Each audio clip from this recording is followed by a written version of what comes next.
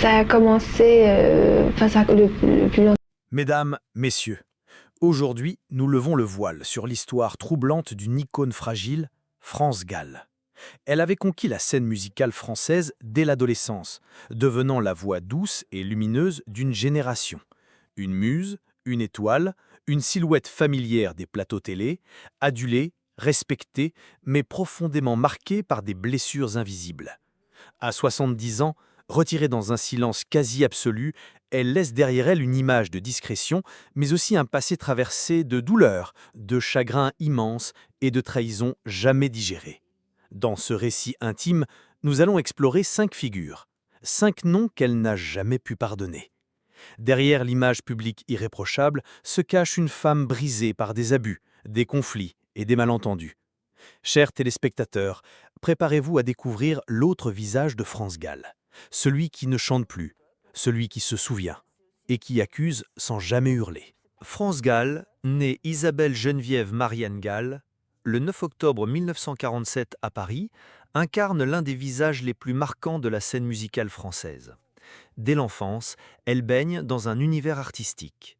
Son père, Robert Gall, est un parolier respecté qui écrit pour des légendes comme Édith Piaf et Charles Aznavour. Sa mère, Cécile Berthier, est issue d'une famille de musiciens classiques, fondatrice des Petits Chanteurs à la Croix-de-Bois. Unique fille d'un foyer cultivé, France grandit dans une atmosphère de rigueur, d'excellence et d'exigence artistique. En 1963, à l'âge de 16 ans, elle enregistre son premier single. À 17 ans, elle entre dans la légende en remportant le concours Eurovision de la chanson 1965 pour le Luxembourg avec Poupée de cire, poupée de son, une chanson écrite par Serge Gainsbourg. Ce succès fulgurant la propulse au sommet de la scène pop française et l'établit comme figure incontournable du mouvement yéyé. Son visage de poupée, ses airs naïfs et sa voix cristalline séduisent toute une génération. France Gall devient un symbole, celle de l'innocence chantante, d'une jeunesse légère et insouciante. Mais cette image médiatique masque déjà une certaine forme de manipulation artistique. Derrière les refrains légers, certaines chansons, comme Les Sucettes, également signées Gainsbourg, renferment des sous-entendus sexuels que France, trop jeune et candide, ne saisit pas à l'époque. Cette prise de conscience brutale marquera un tournant douloureux dans sa relation à la musique, à l'industrie et à l'homme qui l'avait propulsée. Dans les années 1970, elle entame une mutation artistique. Elle s'éloigne progressivement de l'image yéyé et cherche une expression plus adulte, plus engagée. C'est à cette période qu'elle rencontre Michel Berger, un musicien et compositeur déjà reconnu. Leur alchimie est immédiate, à la fois personnelle et artistique. En 1976, ils se marient et deviennent l'un des couples les plus iconiques de la chanson française. Ensemble, ils signent une série de succès impressionnants, parmi lesquels ils jouaient du piano debout, Résiste, Musique ou encore Ella, Ella, un hommage vibrant à Ella Fitzgerald et à la lutte contre le racisme. Le couple donne naissance à 2 enfants, Pauline en 1978 et Raphaël en 1981. Malgré leur discrétion médiatique, France et Michel apparaissent unis. À mesure que les années passent, les épreuves se succèdent dans la vie de France Gall, transformant la muse lumineuse en une femme plus secrète, plus méfiante, plus tourmentée. La disparition brutale de Michel Berger en 1992 marque le début d'un effondrement intime. Ils formaient un duo fusionnel, rare dans le milieu artistique. Complicité musicale, amour profond, vision partagée. Mais cette harmonie prend fin subitement, laissant France seule face à l'immensité du vide. Il ne reste plus que les souvenirs, les chansons, les silences et les regards envahissants des médias. Quelques mois seulement après cette perte immense, le diagnostic de son cancer du sein tombe comme une deuxième sentence. Elle lutte, se bat, mais l'épreuve physique s'ajoute à une peine morale déjà abyssale. Et pourtant, elle reste digne. Elle continue à avancer, à enregistrer un album, Double Jeu, conçu avant la mort de Michel. Cet album posthume devient un adieu artistique et peut-être aussi une tentative désespérée de préserver ce qu'ils avaient construit ensemble. Mais le pire est encore à venir.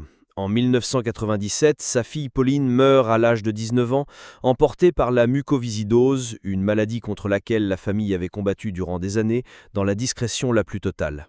Cette disparition laisse France Gall brisée. Elle ne reviendra plus jamais véritablement sur le devant de la scène. Elle choisit le silence, le retrait, la protection. Elle se réfugie dans sa maison au Sénégal, puis dans un anonymat soigneusement cultivé à Paris. Et dans ce silence se cristallisent les douleurs, mais aussi les ressentiments profonds. Le premier nom qu'elle n'a jamais pu pardonner est Serge Gainsbourg. Leur collaboration au début des années 60 avait été fructueuse, mais Les Sucettes restent pour elle une trahison.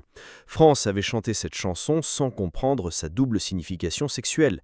Elle n'avait que 18 ans. Ce n'est que plus tard qu'elle découvre l'humiliation.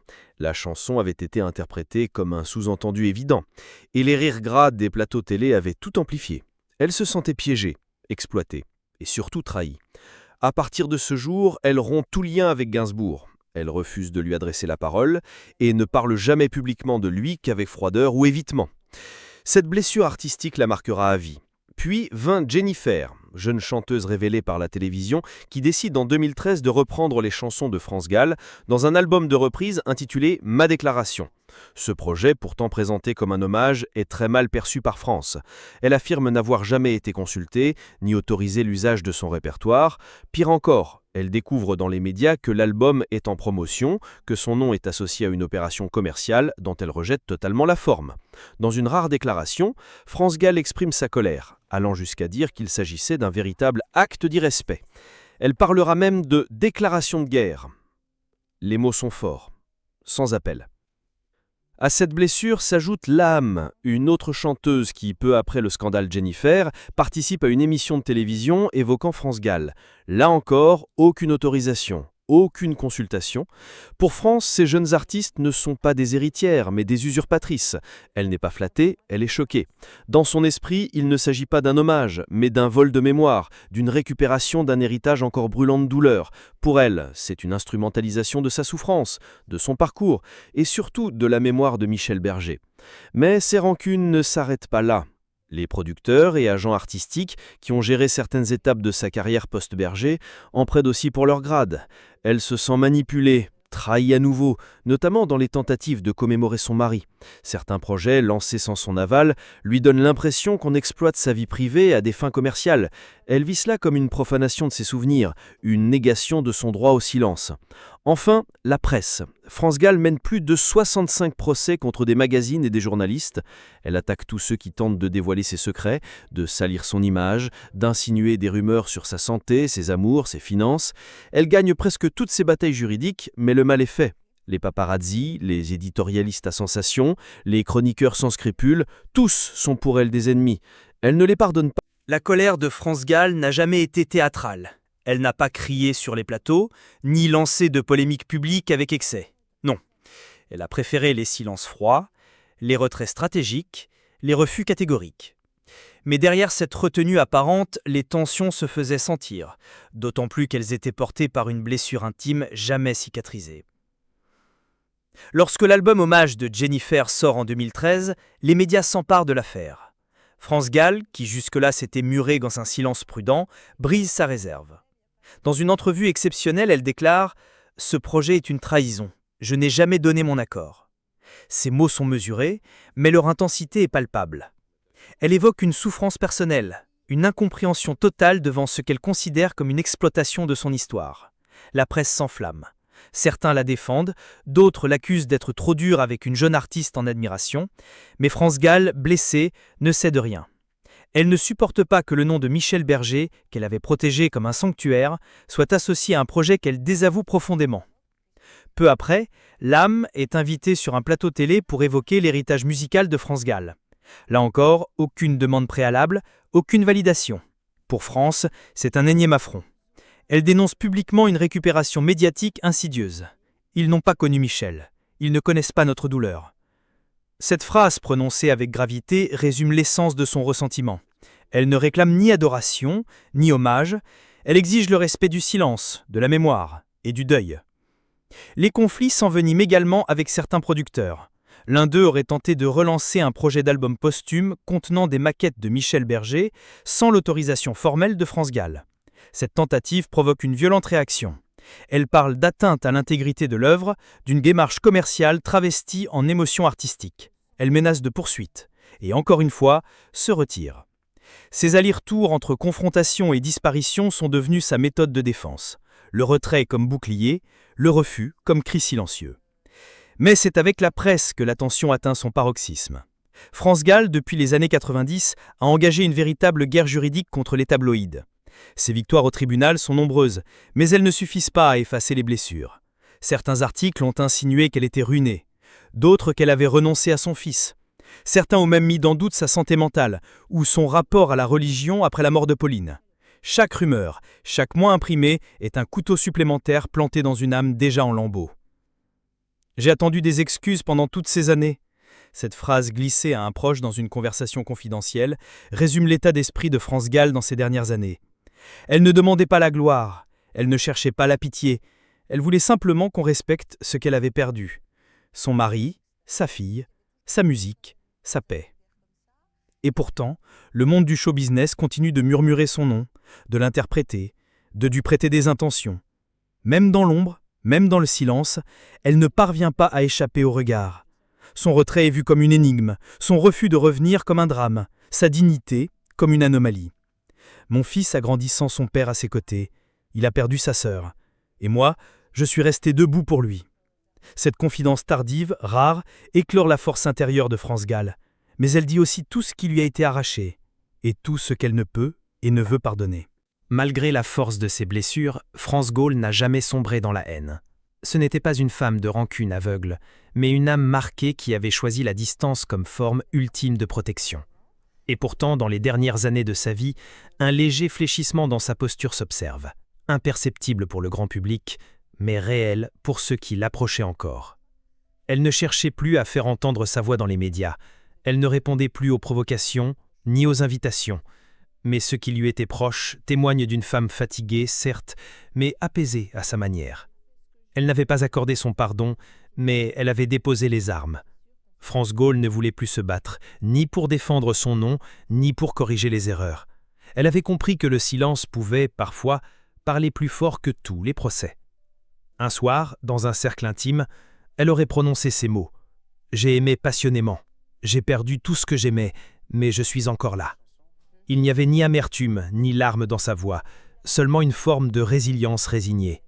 Elle n'attendait plus d'excuses, elle ne cherchait plus à réparer. Elle avançait dans un monde intérieur où seuls les souvenirs demeuraient. Les chansons, les voix, les rires d'enfance. Avec son fils Raphaël, elle partage des instants précieux à l'abri des caméras. Il est ce lien vivant avec Michel et Pauline, ce fil fragile qui la rattache au monde. C'est pour lui qu'elle a tenu bon, qu'elle a continué à respirer. C'est pour lui qu'elle a accepté de transmettre, un peu, avant de partir. Les retrouvailles, les pardons attendus n'ont jamais eu lieu, mais une paix discrète s'est installée, presque involontairement.